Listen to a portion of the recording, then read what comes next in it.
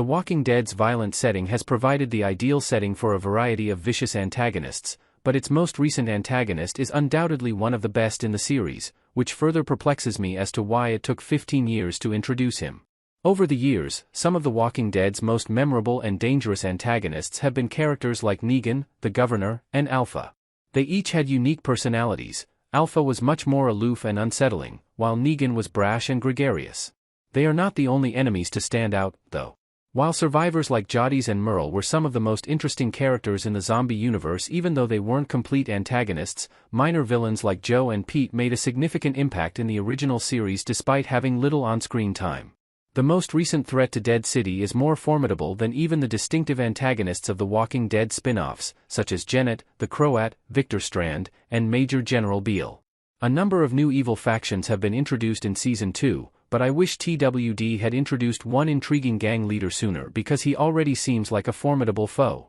Even though Bruegel has only made 2 appearances thus far, I already think he is one of the greatest Walking Dead villains of all time. Even though he didn't speak in Episode 1, Kim Coates' Walking Dead debut as Bruegel was incredibly entertaining because of his endearing demeanor and elegant clothing, which made it difficult to resist falling in love with the character right away. Other than the fact that he is the head of one of Manhattan's most well-known gangs and operates a zombie fight club where people wager valuable items on the winner, we didn't learn much about him in the first episode of Dead City Season 2. Bruegel's fight club demonstrates that beneath his amiable exterior, he is a person who will turn on others to achieve his goals. He forces a human, his so-called champion, to fight for a variety of opulent rewards, such as the museum where his gang lives. Bruegel's charisma and flamboyant attitude make it difficult not to like the villain, despite the fact that he is unquestionably a bad person. His decision to kill his former bodyguard after he no longer found him useful further solidifies his status as an elite antagonist by demonstrating that he still has a vicious side beneath his more humorous public persona. There have been plenty of cunning yet endearing villains in the zombie series, but none compare to Bruegel.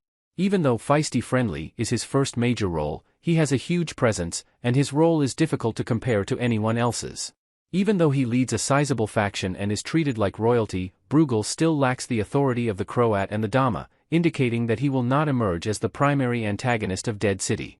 He appears more than capable of becoming an issue in the future, though. Bruegel may be cocky and self-assured, but his outburst following the burning of one of the museum's old artworks reveals some serious insecurities beneath the surface. Furthermore, his secret about his bodyguard revealed a serious flaw and is similar to the governor's secret about his zombie daughter.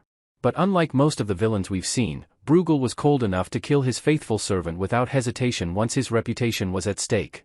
It would be funny to see him with someone much more deadpan like Daryl, and I could only imagine what Princess and Bruegel would say to each other. Even though Jadis remained a villain throughout the series, he later became a frequent ally of Rick's, so there's no reason why Bruegel can't do the same.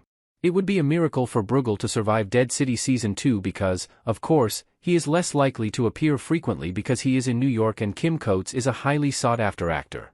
Nevertheless, it would be a lot of fun for Bruegel to be involved in some way if the upcoming crossover of The Walking Dead is a crossover.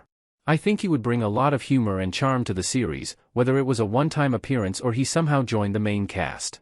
Unfortunately, I think The Walking Dead is far more likely to kill him off or leave him in New York, rather than make him a major part of the franchise's future, which feels like a missed opportunity.